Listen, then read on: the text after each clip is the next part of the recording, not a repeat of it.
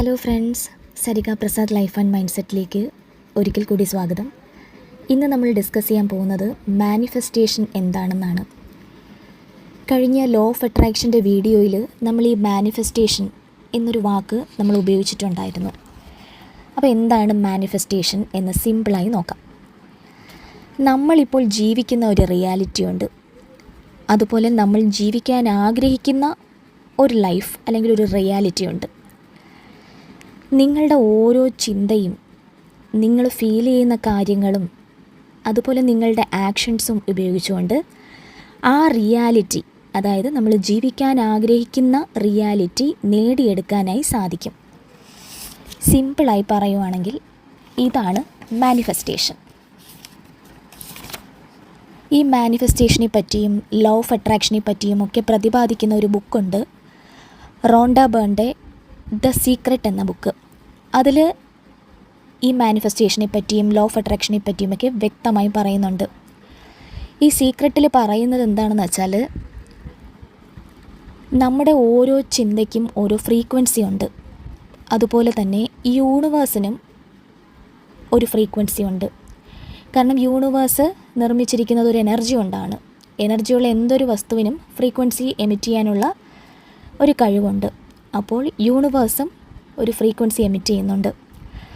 അപ്പം നമ്മൾ എമിറ്റ് ചെയ്യുന്ന ഫ്രീക്വൻസി, അല്ലെങ്കിൽ നമ്മുടെ ചിന്തകൾ എമിറ്റ് ചെയ്യുന്ന ഫ്രീക്വൻസി യൂണിവേഴ്സിൻ്റെ ഫ്രീക്വൻസിയുമായിട്ട് മാച്ച് ചെയ്യുന്നിടത്താണ് മാനിഫെസ്റ്റേഷൻ വർക്കൗട്ട് ആകുന്നത്. ആളുകൾക്ക് ഒരുപാട് സ്വപ്നങ്ങളും ആഗ്രഹങ്ങളും ഒക്കെ ഉണ്ടാവും. ചിലർക്ക് ജോലിയാകാം, പുതിയ വീടാകാം, അല്ലെങ്കിൽ പുതിയ കാറാകാം. പക്ഷേ എന്തായാലും നമ്മൾ മാനിഫെസ്റ്റ് ചെയ്യാനുള്ള ആഗ്രഹം അതെന്തോ ആയിക്കോട്ടെ, അത് ഇപ്പോൾ നമ്മൾക്ക് ഉള്ളതായി കണ്ട്, അല്ലെങ്കിൽ ആ ആഗ്രഹം നേടിയെടുത്തതായി കണ്ട് യൂണിവേഴ്സിനോട് നന്ദി പറയുക എന്നതാണ്. ഇന്നും പലർക്കും ഈ മാനിഫെസ്റ്റേഷൻ, ലോ ഓഫ് അട്രാക്ഷൻ ഇതിലൊന്നും വിശ്വാസം ഉണ്ടാവണം എന്നില്ല. ചിലരിത് മിത്തായിട്ടൊക്കെ പറയുന്നുണ്ട്, അല്ലെങ്കിൽ ചിലർ പറയുന്നുണ്ട് ഇതൊക്കെ വെറുതെ ആണെന്നൊക്കെ. പക്ഷേ ഈ മാനിഫെസ്റ്റേഷനിൽ ലോ ഓഫ് അട്രാക്ഷൻ എന്ന് പറയുന്നത് ഒരു സയൻസ് തന്നെയാണ്.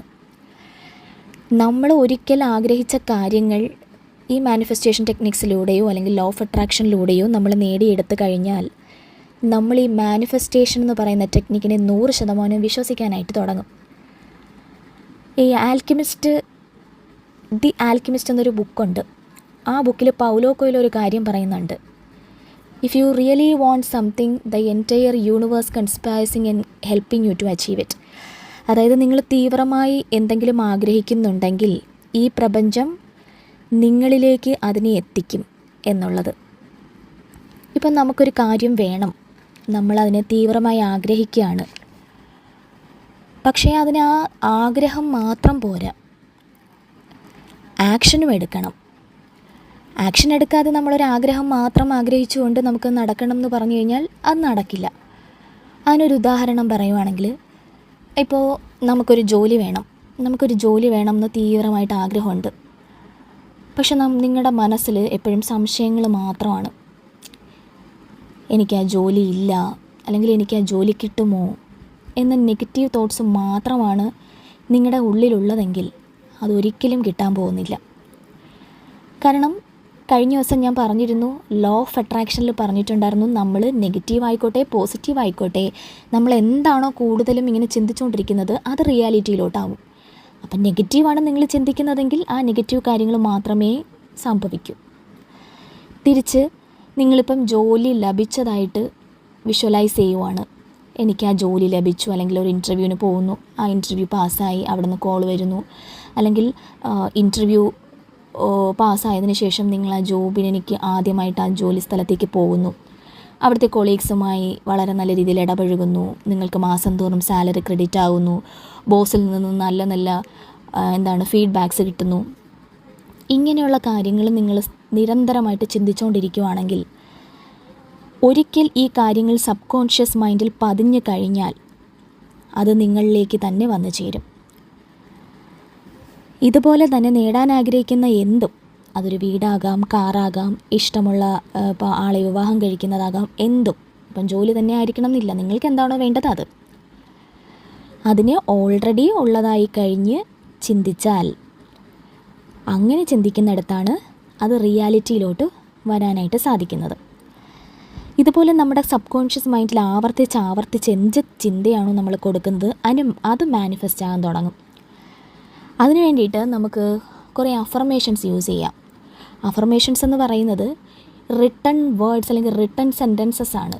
അതായത് നമുക്ക് എന്താണോ വേണ്ടത് അതിനെ എഴുതി വച്ചിട്ട്, അല്ലെങ്കിൽ നടന്നു കഴിഞ്ഞതായി എഴുതി വച്ചിട്ട് അതിന് റിപ്പീറ്റായി മനസ്സിലേക്ക് കൊണ്ടുവന്നുകൊണ്ടേയിരിക്കുക അല്ലെങ്കിൽ വായിച്ചുകൊണ്ടേയിരിക്കുക. അതിനാണ് അഫർമേഷൻസ് എന്ന് പറയുന്നത്. ഈ അഫർമേഷൻസും വിഷ്വലൈസേഷനും അതുപോലെ മാനിഫെസ്റ്റേഷൻ ടെക്നിക്സും ഒക്കെ കറക്റ്റായിട്ട് യൂസ് ചെയ്യുന്നത് കൊണ്ട് എന്ത് വേണമെങ്കിലും നമുക്ക് നേടിയെടുക്കാനായിട്ട് സാധിക്കും. അതെന്തൊക്കെയാണെന്നുള്ളതും അല്ലെങ്കിൽ ടെക്നിക്സ് എന്തൊക്കെയാണെന്നുള്ളതും നമുക്ക് വഴിയെ കാണാം. ഇതിൽ മറ്റൊരു കാര്യമുണ്ട്. അതായത് ഇപ്പോൾ നമുക്ക് അറിയാത്തൊരു കാര്യം നേടാനായിട്ട് നമ്മൾ മാനിഫെസ്റ്റ് ചെയ്യുവാണ്. ഇപ്പോൾ നമുക്കൊരു ഡോക്ടറാകണം, അതെൻ്റെ ആഗ്രഹമാണ്. പക്ഷേ അതിൻ്റെ ഒരു ബേസിക്കായിട്ടുള്ള ഒരു കാര്യങ്ങളും ഞാൻ ചെയ്തിട്ടില്ല എങ്കിൽ നമുക്കത് നേടിയെടുക്കാൻ സാധിക്കില്ല. ഈ ലോ ഓഫ് അട്രാക്ഷൻ എന്ന് പറയുന്നതിലൊരു ആക്ഷനുണ്ട്. ആ ആക്ഷൻ നമ്മൾ എടുക്കാതെ ഇനി എന്ത് ലോ ഓഫ് അട്രാക്ഷൻ ടെക്നിക്സ് ആയിക്കോട്ടെ, മാനിഫെസ്റ്റേഷൻ ടെക്നിക്സ് ആയിക്കോട്ടെ, ഇതെല്ലാം ചെയ്തതുകൊണ്ട് മാത്രം നമുക്ക് ആ ഡോക്ടറാവാൻ പറ്റില്ല. അതിന് നമ്മൾ നന്നായിട്ട് പഠിക്കുക, എൻട്രൻസ് എക്സാം എഴുതുക, അതുപോലെ അതിൽ നല്ല മാർക്ക് സ്കോർ ചെയ്യുക, അതിൻ്റെ കൂടെ മാനിഫെസ്റ്റ് ചെയ്തുകൊണ്ടേ ഇരിക്കുക. ഇങ്ങനെ മാനിഫെസ്റ്റേഷനും അതുപോലെയുള്ള നമ്മുടെ ആക്ഷനും കൊണ്ടിട്ടാണ് ആ കാര്യങ്ങൾ യാഥാർത്ഥ്യത്തിലോട്ട് വരുന്നത്. ഇനി ഇതിനു വേണ്ടി എന്തൊക്കെ ടെക്നിക്സ് ഉപയോഗിക്കാം, അഫർമേഷൻസ് എങ്ങനെ എഴുതാം, ഇതെല്ലാം അടുത്ത വീഡിയോയിൽ കാണാം. നിങ്ങൾക്ക് ഈ വീഡിയോ ഇഷ്ടപ്പെട്ടിട്ടുണ്ടെങ്കിൽ do like, comment and subscribe. Thank you for watching.